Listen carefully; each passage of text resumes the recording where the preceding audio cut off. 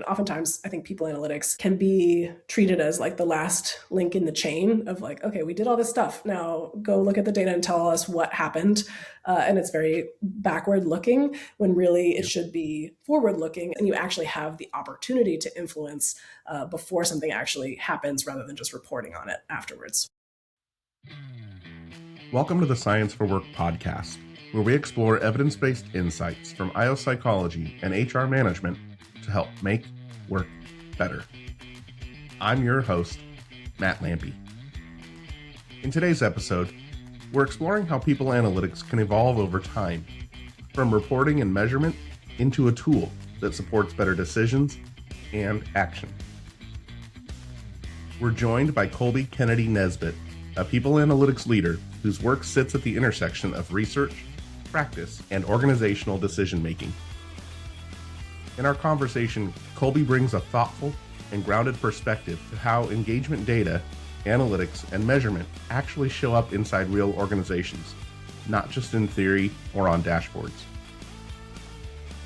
We talk about why engagement is better understood as a system rather than a single score, where analytics efforts often lose momentum between insight and action, and how organizational context shapes what effective people analytics can look like in practice. We also explore something that's often overlooked: communication. Specifically, the role of storytelling in helping leaders and non-technical audiences make sense of data in a way that supports better judgment, better conversations, and ultimately better decisions. Not as a way to dilute the science, but as a way to make work better.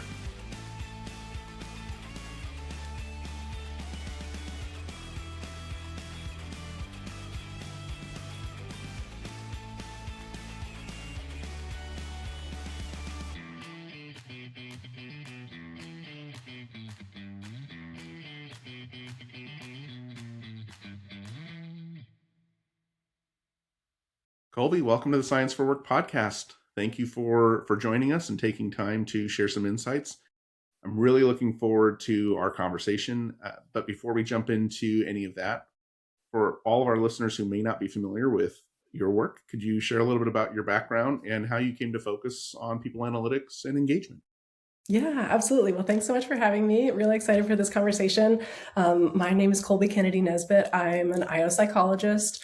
I'm in people analytics, and I've worked in consulting and tech for about 15 years now. And I'm currently at Lattice, where I lead our people analytics, talent management, and compensation functions. And at Lattice, we're a talent management platform. So my work, my day job is on the people team, but I also get to partner with our product teams as they make tools to make work better, and also with our customers as they develop their talent strategies and design programs to execute those strategies. So one of the things that we had talked about, or we thought about looking into, was when organizations, people analytics is something that has been around for a while, but it seems to be a lot more in focus. Organizations are really leaning into it, embracing it. I'm curious, how does organizational context shape what good people analytics looks like? That's such a good question. That's a huge question. And so I'm going to break it down a little bit. I think oftentimes we think about people analytics in a particular subset of organizations because there might be a really strong voice, which is not a bad thing, from a certain sector or industry or type of organization. And so I think it has a lot to do with size and scale, and we don't always pay equal attention across different types of organizations, but there is value in almost any organization that can be brought from people analytics. And so I think about over the course of my career, I've worked at relatively small startups, less than 500 people. I've worked for larger enterprise companies, greater than 10,000 employees. And in consulting, I worked for some parts of the government and military with literally hundreds of thousands of employees and incredibly complex structures. And so people analytics shows up really differently in all those types of settings.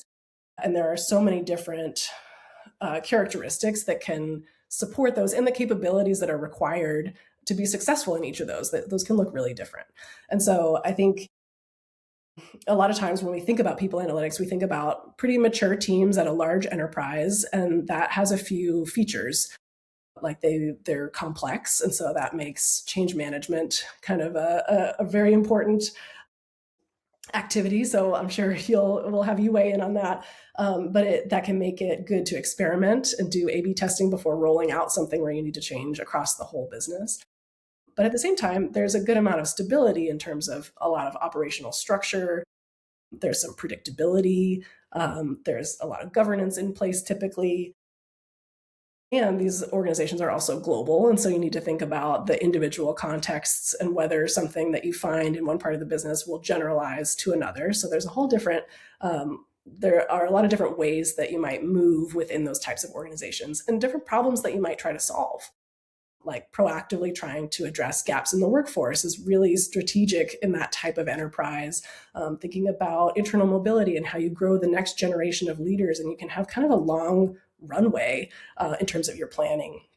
And there's a big focus, I think, on operational excellence and on systems thinking and importance on how you actually articulate the value of people analytics itself, because you can really create a machine within that type of organization.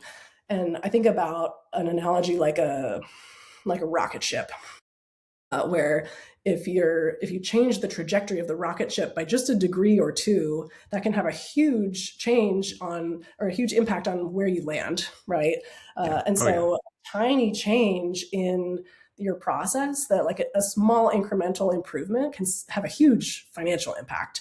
And so I think a lot of times we think about the people analytics in that type of setting, but then there's a whole swath of people analytics that's done or that could be done. I think it's probably lesser, we attend less to it in smaller organizations. And that is just a really different landscape. It depends a lot on whether you're scaling rapidly or if you're staying pretty small. But either way, you might have just one person doing people analytics. You might have someone who's doing people analytics where it's not their whole job, or they don't have formal training. And so the barrier to entry can be pretty high. But that doesn't mean that doing evidence-based decision-making is less important. In fact, it's like, it could be more impactful even, because you're getting your foot in the door to say, let's actually use data to inform decisions where there might not have been any before. And so it takes, I think, a fair amount of breadth and depth in terms of not as much operational excellence, but really focusing on building a culture around decision making. So not even having all the right answers or making the best decisions, but first establishing, how do we even make good decisions? How do we make data-driven decisions? And so a lot of that comes down to personal credibility. Like when you don't have a big team or a lot of tools, you become the face of people analytics, and that can be a double-edged sword, if I'm being honest. And another metaphor I like to use is, do you need a pickup truck or do you need a Ferrari? And there are some cases especially in bigger businesses, where you really want a Ferrari, you want that performance and you want it to be fine-tuned. But a lot of times in smaller organizations, you just need a pickup truck, and that can be a great improvement over like no car at all, or a bike or something.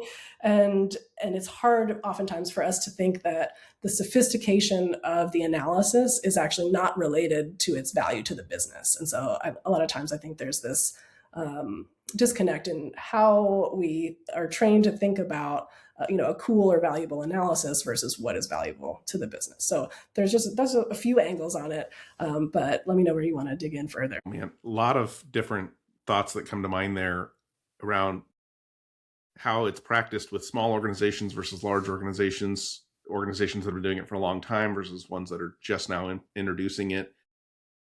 And then I love the truck and the Ferrari analogy there. And that actually is kind of the question that's coming to mind right now, is how can teams adapt those evidence-based practices, that research that we study all the time, that we know these are the evidence-based things that work. How can teams adapt that without that over-engineering piece of it, where you get sort of caught between, but do I end up getting the truck or the Ferrari? I see all the needs for each of those vehicles, but man, that Ferrari looks so sweet. And then risk getting into almost a paralysis by analysis, where you're over-engineering the people analytics insights or the processes to the point where you don't end up with either the truck or the Ferrari. Like how do teams adapt those? How have you seen teams adapt that evidence-based practice, those insights, without that over engineering piece? Yeah, it's a great question. And it's so tempting, right? I think part of it, you alluded to this just a little bit in the question, is prioritizing. And I think just as important as what you analyze is what you choose not to analyze. And it takes so much restraint and discipline to both not just follow your own curiosity, and that's easy to do as folks who come into the field because we love science and knowledge and the process of learning, but really having a framework to say, how do I decide what to look into and what not to? And when I get requests, which you inevitably will, how do I prioritize and share how we're deciding whether to engage with those or not, or when? And so I think having some clear decision-making principles around that is really helpful.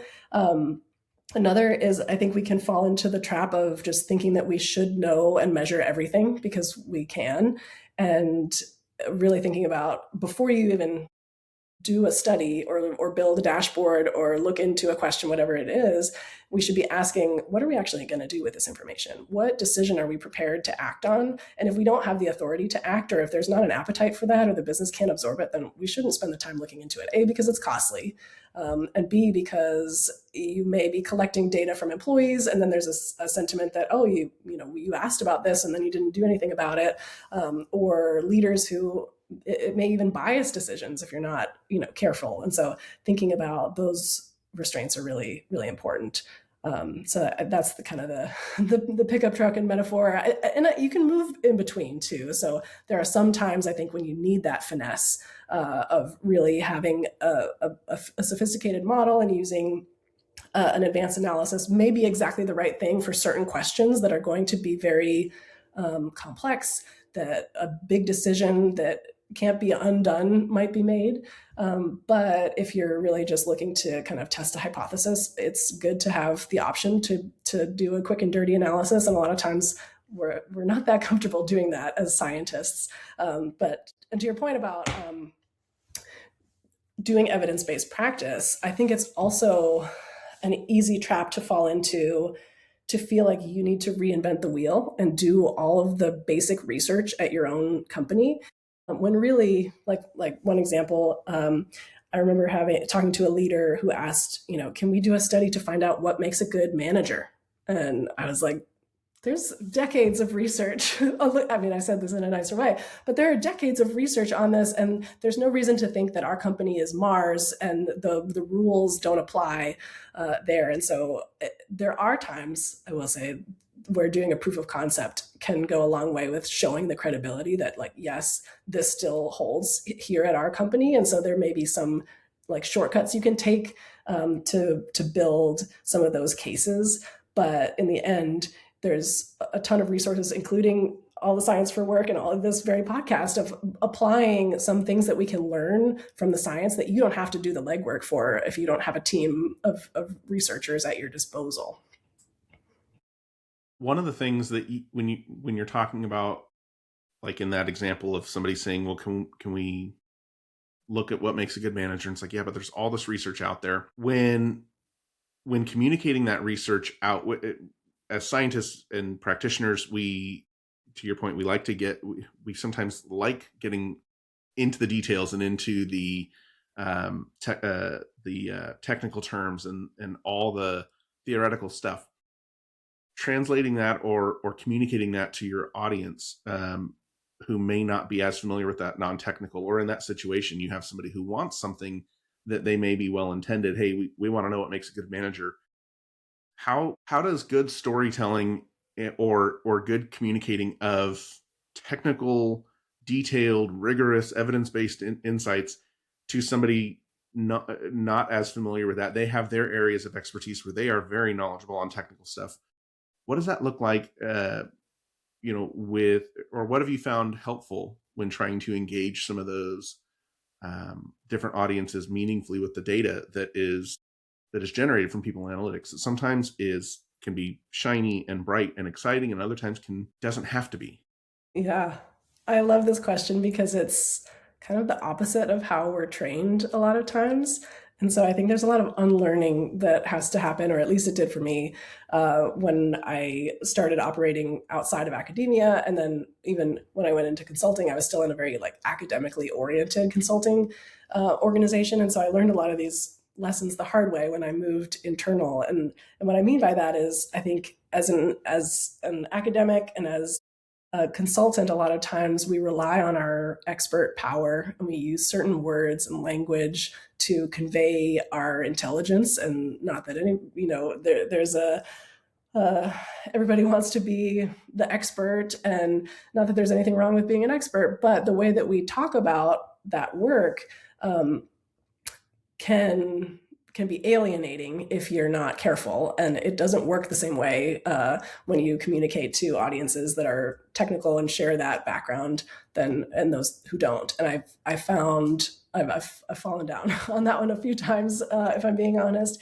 And when I moved internal, I realized how, instead of trying to make something sound fancy and official and complex, was really to make something simple, and to make the complex simple without totally losing the nuance. And so I think a lot of times when I'm talking about, I really have set aside best practice as a term that I use and even a way of thinking, and treat it more like a toolbox. And so when I think about using external research, I don't even frame it that way typically, unless there are some organizations that are well known in businesses in terms of like using for benchmarks and that sort of thing. And executives do love a good benchmark. And so if there are things like that will be familiar to them, then that works. But otherwise, it's more just, I rely on just stating what we know, and not necessarily going into so much how we know it, because it just doesn't resonate, and they don't need to know how the sausage is made. If they have follow-ups, then that's great. Then you always have some curious leaders. But it really helps to contextualize, like, why is it that we think this is important for what we're doing now, and bringing that knowledge in without really relying so much on the science behind it. Which is hard for a lot of us. I think it's a little bit more like, we talk a lot about storytelling, and I think there's been more emphasis on this, but we're still not always clear on what exactly that means. And it doesn't always mean like literally telling a story, although sometimes it does.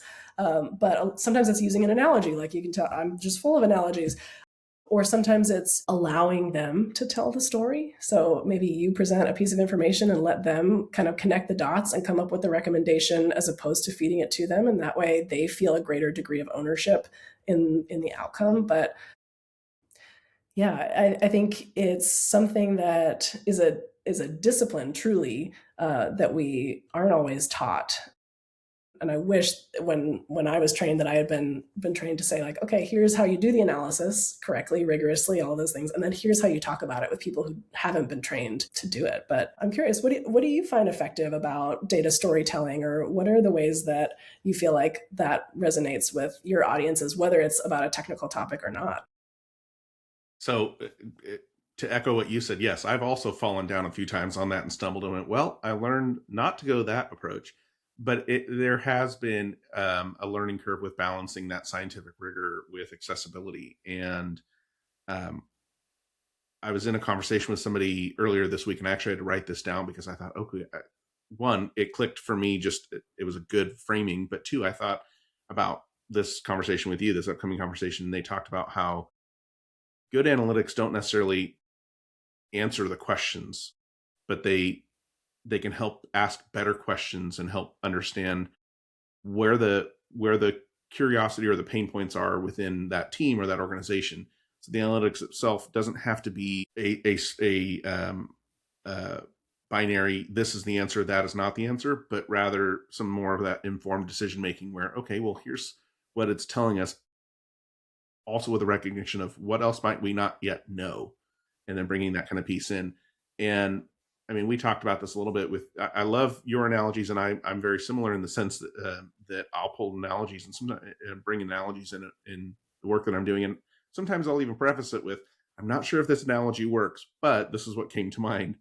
One of the things that I very much admire about, like, for example, your LinkedIn posts, you're connecting sports or whatever, the Olympics, you did something around there, you did baseball, and I'm sure our listeners have heard me say this before, but anytime baseball is brought in the conversation, I'm like, I'm paying attention. Now all of a sudden you are speaking my language, even if it's on a completely foreign topic. I'm like, I can connect and understand with that. And so taking a step back and recognizing that's how I can maybe experience something I'm not as familiar with by, when somebody finds a common ground or a common language that I understand. So then flipping the page on that when I'm in a position and I'm trying to share information out, whether it's in the work that I do or through the podcast or anything, even with ScienceForWork, the way that we want to communicate things is a lot of this research is very insightful, very knowledgeable. There's a lot of evidence that goes into it, a lot of studies over, many years, many different researchers. But if it sits behind a paywall or sits filled with technical language that's difficult for even those of us in the field to really understand, like having to take a step back and go, wait a minute, what did I just read here?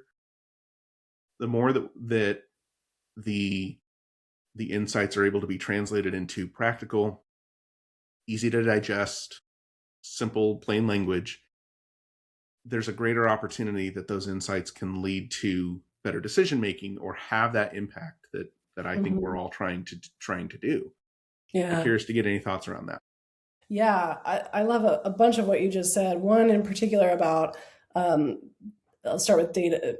Data doesn't make the decision. And I think, I've heard folks move away even from data-driven decision-making to like data-informed decision-making, and that may be just semantics, whatever. But the intent behind it is clear to me. And I think that's right, that we like to think, especially those of us who are technically trained, like to think we're hyper-rational and that we would follow the data. But that's not always true or the best way, right? Like the data can't decide for you, or it shouldn't. And so it's more about creating a framework with which to make a decision. And so I think it's more the presence of mind of, what questions can we be asking? How can we gather evidence one way or another and test hypotheses, and then put that in the right place? And I think there's also a question about, what is the role of people analytics in decision making? And are we the ones who decide? And sometimes I think we're pretty shy about some of those things where we spend so much, if I were to offer a critique of our field, it's that we spend so much time thinking about data infrastructure and data analysis, and not as much time on some of the things that we've just been chatting about around communicating the story, which if you can't communicate the story, you might as well not have done the analysis, right?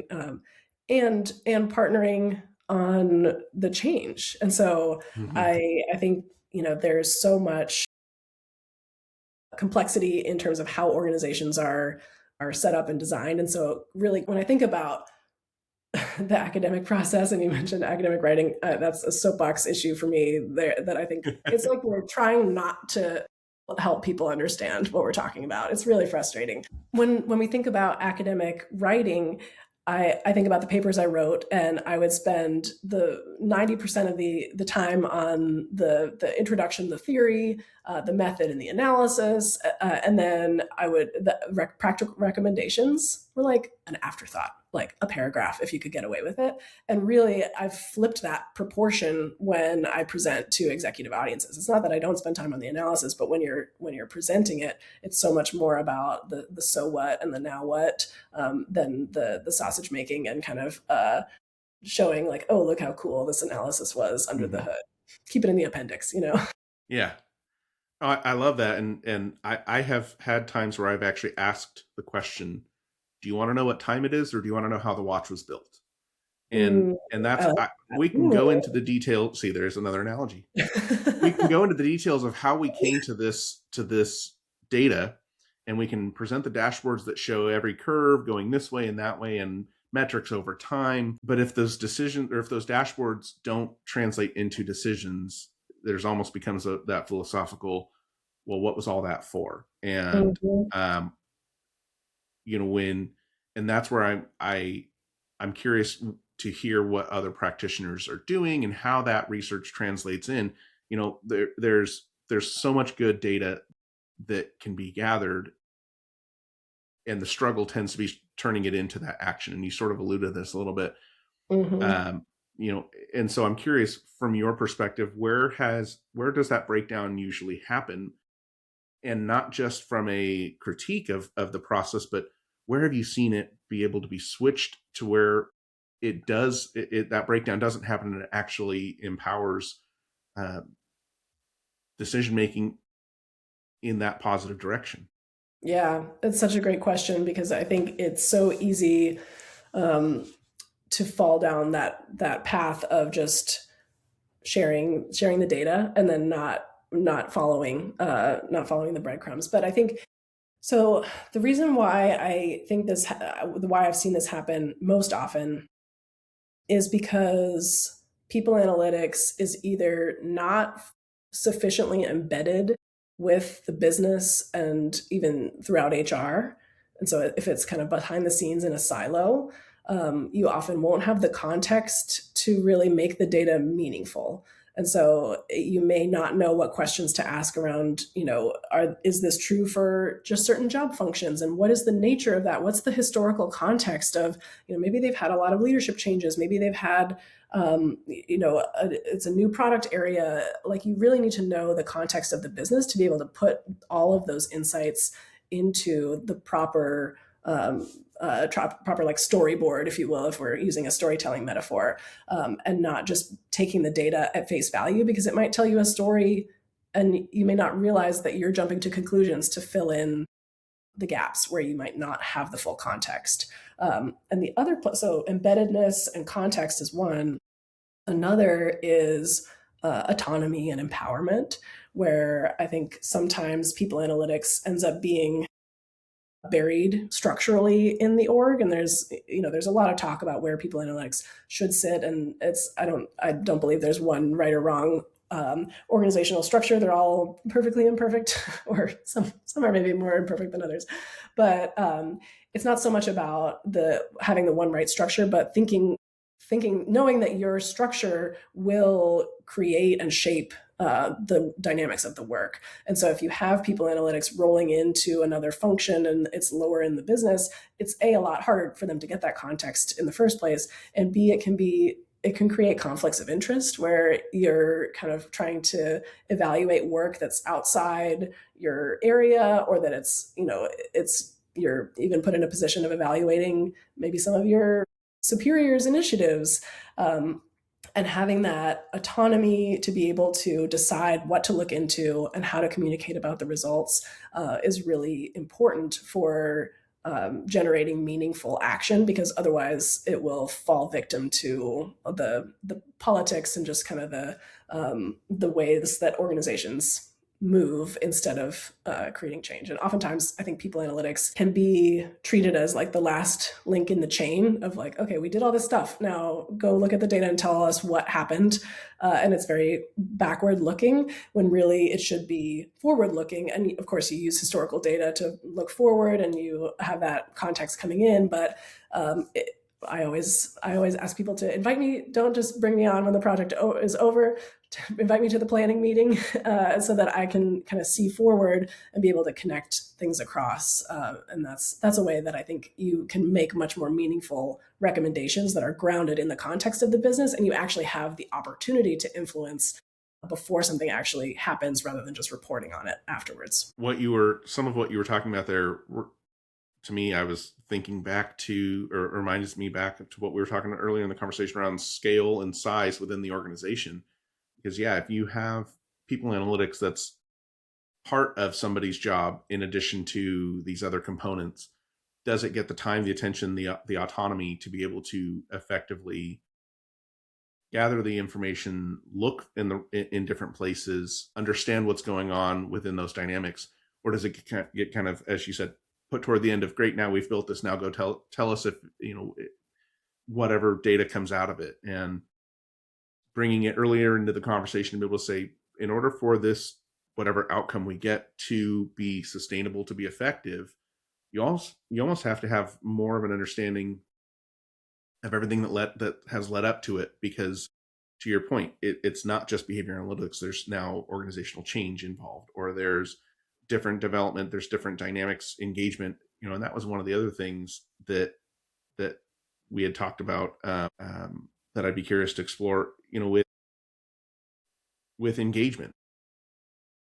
in many ways, that can be an outcome that businesses or organizations rely heavily on analytics and on engagement scores.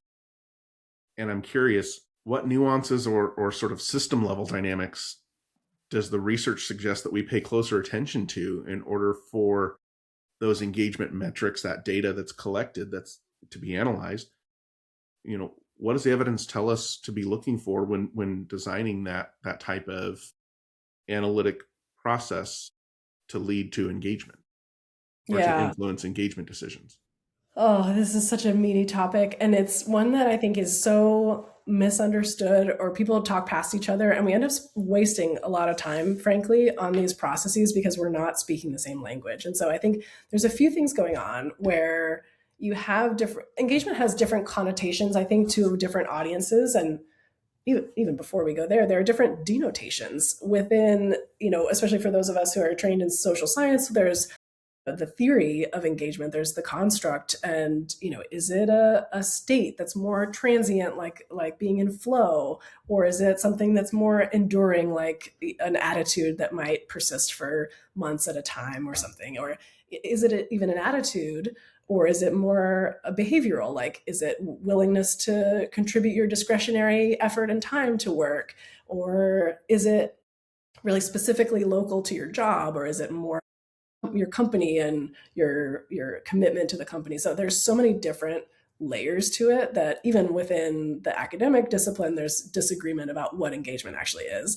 And we tend to focus, I think, a lot on how do we measure it well, and asking a lot of questions, and rather than really articulating the business case for why this matters. And Mm-hmm. it's the same with HR. Folks maybe haven't been trained in the social sciences, and haven't read all the papers, which you don't have to read all the papers to understand. But there's, I think, an attitude in HR that engagement is valuable inherently.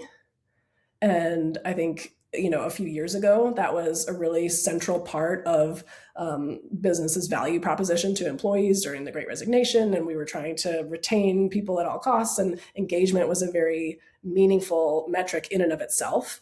And that has changed a lot over the past few years with the current macroeconomic environment that we're in, the business climate, the fundamental psychological contract between employees and employers has changed. And so there's a huge shift in the space that I don't know that we fully acknowledge. So I think there's almost like a rebrand necessary. Like if I were to rebrand, I might call them organizational effectiveness surveys or enablement surveys. I know there's like employee listening, but I don't even love that because it feels passive. Like we're listening, but what are we doing? But anyway, I digress. But I think as far as communicating this to the business and making it more powerful, first of all, it's very rich data. And so as much as surveys, are an active data collection exercise, and some people think engagement surveys won't exist, and maybe they're right, I don't know. But for now, they are a really rich source of data that gives you more meaning than some of the behavioral metrics that we can pick up on that are also lagging. Like attrition is a lagging metric that someone has already made the decision probably several months ago that they were going to leave, but you can use engagement as a leading indicator, so long as you have shown the case for it. So you can link engagement to business outcomes by showing, okay, teams with higher engagement, hit their goals X% more often, or salespeople who are engaged, are earning more revenue. They're retained longer. And we can put a dollar metric on retention and attrition and time, cost to recruit and all of those things. And so putting it in terms that legitimizes engagement as, okay, this is why it's a meaningful indicator. We're not expecting business leaders to say, okay, we want everyone to be happy. And I think that's what people hear sometimes when they hear engagement. And there's a sense that it may be on the opposite end of a spectrum. Like there's a high engagement culture over here, and there's a high performance culture over here, when really they beget one another. And so if you can make that proof of concept, either through, as to our point earlier, either through external research, if you're able to kind of parlay that in a way that resonates, or through I think it is really powerful in this case to use internal to say, this is how it looks in our own company, because we do have the data at our disposal. It's just a matter of matching and really putting a dollar value on it creates that business case. The other opportunity there, pitfall that I often see is that folks tend to, like I said, really focus on the measurement and focus a lot on measuring attitudes really robustly, and then not measuring enough about the characteristics, the organizational features and things that contribute to those attitudes. And so then you're left with not a lot of action. And that goes back to some of our other conversation about how do you actually know where to act. And so asking about features like, how do we actually want to make decisions as a business? We say that our value is putting the customer first. Do we have the right mechanisms in place to surface customer feedback? Do we have the right prioritization in the way that we're making decisions? Are we removing friction in the right places to allow for competing priorities to be distributed effectively? And all those pieces, like, those aren't questions about like, I'm happy with my team or my the snacks in the break room, right? It's substantive about the business. And when you start asking those types of questions, and how can we put the customer first? How can we build a more profitable business? Then all of a sudden leaders are more likely to listen and want to participate in that conversation. Yeah. And to clarify, I am in favor of asking, do you like the snacks in the break room? Because I do tend to be one of those people that do like the snacks. But in the grand scheme of things, that isn't what makes or breaks, in my opinion. That's not something that makes or breaks if somebody's going to stay with the organization. But so much of what you're talking about here, when we look at, for example, just looking at engagement and the way that can be approached, when you bring in people analytics, it's not a linear 1, 2, 3 step of we measure this, we check for that, and now we have engagement. It's all of these different layers and components that are overlapping and influencing one another, and having that robust people analytics capability to be able to ask the questions of, did the snacks question really have a significant value or not? Again, just running with snacks because now that's all in mind. But the robust ability, the ability for that people analytics, depending on for the organization out that says we have a very large people analytics team versus the one that says, well, people analytics kind of falls under HR with that person who splits their time doing 3 different things. Your ability as an organization to effectively utilize those data components has tremendous potential on understanding what engagement means to your organization, and then what that outcome, when we say we want to have an engaged team. Tell me more. What does that look like to you? And then that's where that people analytics. So I'm curious, any thoughts on that? And when engagement is not a number to manage, but a system really to understand. Yeah. What that looks like. Yeah, it's. I'm going to break that down a little bit because I think there's so much here. There's to your point about how it might be a part of one part of someone's job, and it might not be even something that they expected to be doing or were trained in. I think it's unfortunate that the barrier to entry can feel so high and it can be intimidating. And I think that's where I really love communicating with non-technical audiences or folks who may not have formal training, and thinking about, okay, where do you start? How do you think about this in a way that doesn't require you to go get a PhD or write code to do it, but just asking a question in a way that you can frame it as a hypothesis. You don't have to call it that, but you can pull in data to really validate an assumption. And just even a very simple metric can be really powerful. A lot of the metrics that I find most useful are like a percent, right? Or a count of something, and it doesn't have to be fancy. And so it is a lot of the presence of mind to ask those questions. And I find it doesn't even always have to be a very technical question. It's more, I always ask, like, what is it that we're actually trying to drive here? What is the outcome that's most important? And if you ask that enough times, you finally get to something that actually matters, and that's what you measure. Because ultimately you can also go you can go awry by measuring things that aren't ultimately the thing you're trying to drive, and you incentivize the wrong behavior. And so I think that's one piece that can happen a lot with engagement if you fixate on the wrong thing. And even I don't even love having engagement scores as an outcome metric, because is it really what is the point? Is it the point of having people answer a score on a given question? Like, we're trying to understand a mechanism with engagement, and the way that I talk about it is it's like it's like a thermometer. It's not the thermostat. So the engagement score isn't actually generating the change, because in my mind that's kind of the tail wagging the dog.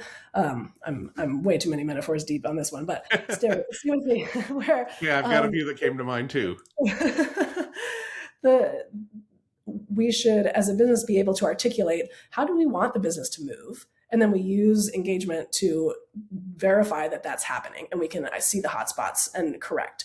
But ultimately, the metrics, the success metrics, are going to be downstream from that, because ultimately, the way that I answer a question, the way that employees answer a question, is not going to be a meaningful, resonant metric, because that's just not the way that businesses are constructed. And so I think that's one way.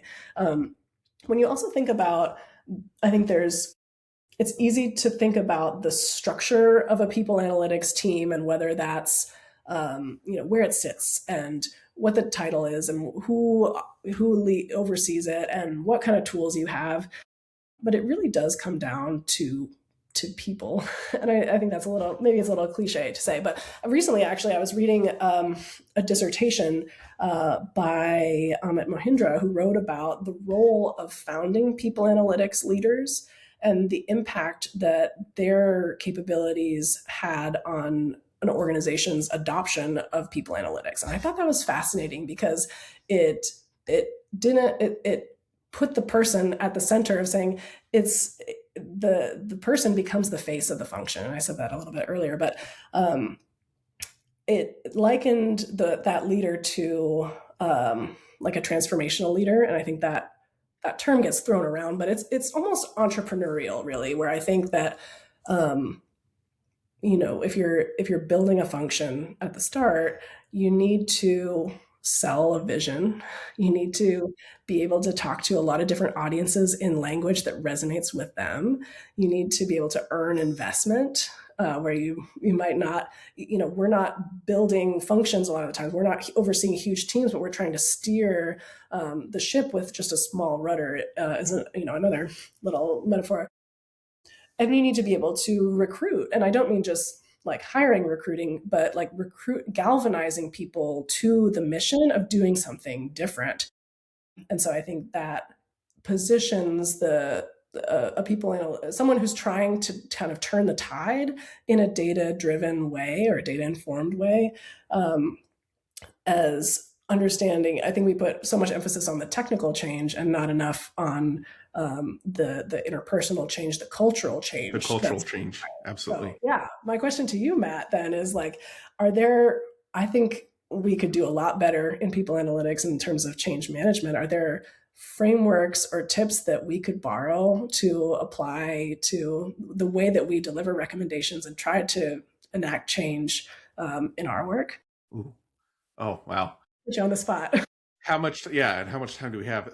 And that's not said with negative critique. That's just there. But when you have metrics or data, you use the data to inform. Here's a guide that we can start to follow.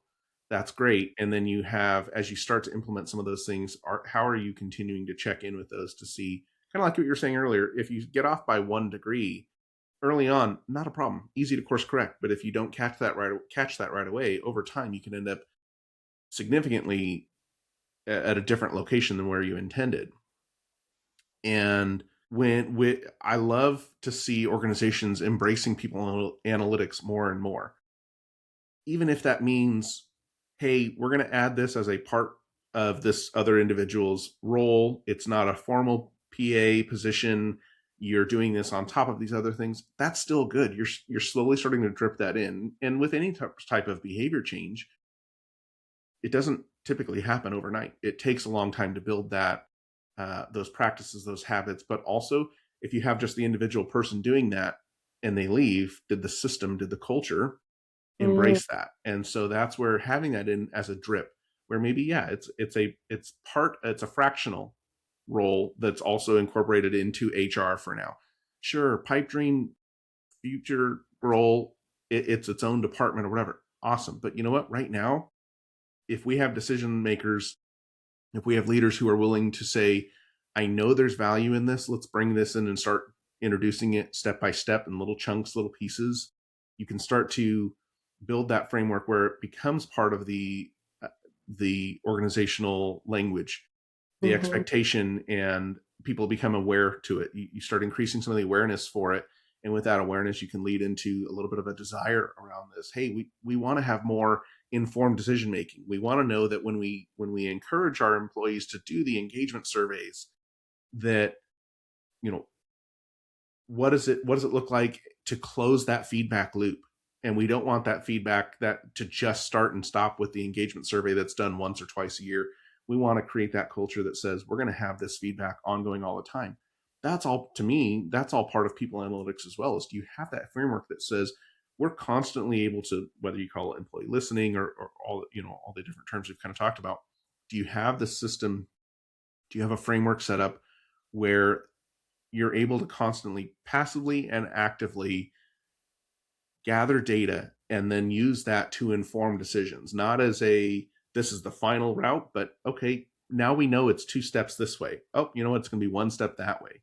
There was a conversation, a session that I went to at PsyOp last year around active listening and passive listening, and I absolutely enjoyed one. I enjoyed it because the format that they did it. It was very entertaining and very fun and engaging. But also at the end of it, when you walk out of it, the answer was there's not one right or wrong way. This one isn't better than that one. It's when you start to embed both of those practices together, the potential that you have. And to me, that's all with people analytics as well. And so as Mhm. as for me, that's what gives me optimism about where the field is headed and how we can continue to bring a lot of this evidence-based insights and this research that is so rich and robust and has such potential. But if it sits on a shelf or it sits in an academic book behind a paywall, does it really get out to the masses? It's one to disseminate it out and say, go read this and good luck. But to have that position that says, I've read this, I understand what the literature says, or I have a general concept of it. And now as we go into practice and we are implementing some of these things, do we have that mechanism in place to be able to then compare it, not compare it to the research necessarily for the sake of, well, the research said we were supposed to be here, but comparing it to where we are today and where we were hoping to be tomorrow. Mhm. Kind of went, I went a lot of different ways, but that Yeah. with that answer, but that's sort of how I see with that people analytics opportunity when it comes to businesses and the directions that they're wanting to go. People analytics is a huge component of how we can bridge that gap between here's what the research finds and here's what the people are doing. I'm Mhm. curious for any Yes. thoughts on that. Yeah, I think what you said was really insightful about that kind of push and pull of the business. And I think that's when I've seen that when that there's a tipping point where maybe when you start out and you're building that culture, you're kind of pushing your products or your insights at people, and you're like, hey, pay attention to this, or come look at this dashboard, and you really have to make it what's in it for them. And there's a certain motion to that, and then all of a sudden, if you're doing it well, then people start coming to you and they say, wait a second, I need this data. I need the input on this. I need, you've made the case that it makes the process better, makes decision making better. And then all of a sudden you can parlay that into getting more resources and prioritizing how you do that work. And you might have the opposite problem of, you have too many requests now to handle, rather than, you're trying to get people to pay attention to you. You're like, nobody messaged me.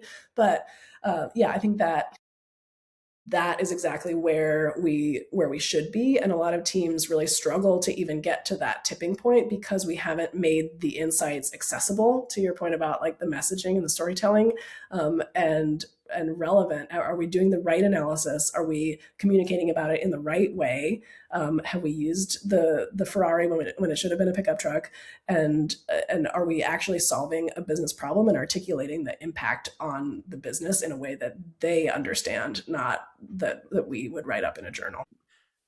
It's almost like giving keys to both the truck and the Ferrari to the organization and saying, we don't know which one's going to make the most sense at this time, but you know what? Now we have both available to us. Wouldn't that be I love nice? the way that, yeah. I feel like we've gone as far as it can go. Yeah. I love the way all these analogies are helping it's connecting dots in different ways and different perspectives. And if you zoom out across everything that we've talked about, where do you think the organizations have the greatest potential as they think about or rethink about how they are using or introducing their people analytics functions? Oh boy.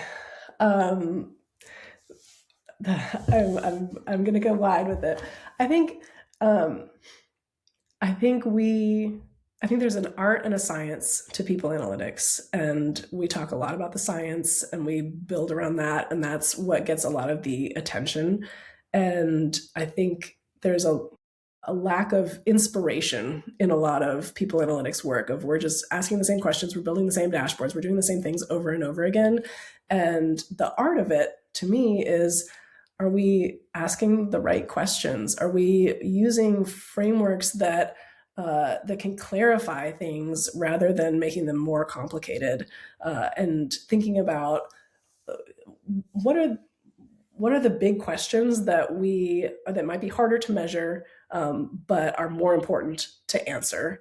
And how do we talk about those in a way that's the right amount of authority while also acknowledging that we don't know everything? And so to me, that's the art and science of people analytics. And I don't want to lose the art. I think that's why I'm so drawn to the metaphors and the poetry of it all, because there's the data and then there's making meaning. And I think we often fall short of the meaning making. And that's really where the magic is. Oh my gosh, I love that. That's a beautiful framing of that. And there's a lot of optimism around how people analytics, how this can continue to just be done well. So thank you for that. I appreciate that. Thank you. Looking at the time, I can't believe how quickly this has gone. This has been such a wonderful conversation, and I feel like I could ask you a million more questions and continue to explore all of this with you. Being mindful and respectful of your time as well.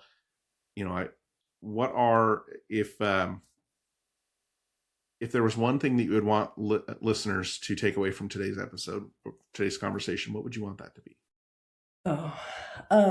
The sophistication of an analysis is not related to its value to the business. Ooh, put that on the wall. Am I going to talk to you? Yeah. Awesome. Colby, where can people find you, connect with you, with the work that you're doing, and continue to engage in these types of conversations? Yeah, absolutely. You can find me on LinkedIn most easily. We talk on there a lot about people analytics, HR, sometimes sports. Stay tuned. We'll see, what other things I can come up with. So feel free to reach out to me there. And thank you so much for having me. This was so fun. Yeah, I'm happy to come back for part 2 if you have more topics for me. Oh, that would be wonderful. Thank you for taking the time, sharing your insights, and such a fun conversation. We would love to have you back. We can definitely continue to explore all sorts of different avenues. This was really fun. Thank you so much. Thanks, Matt. Take care. Thanks for listening to the Science for Work podcast.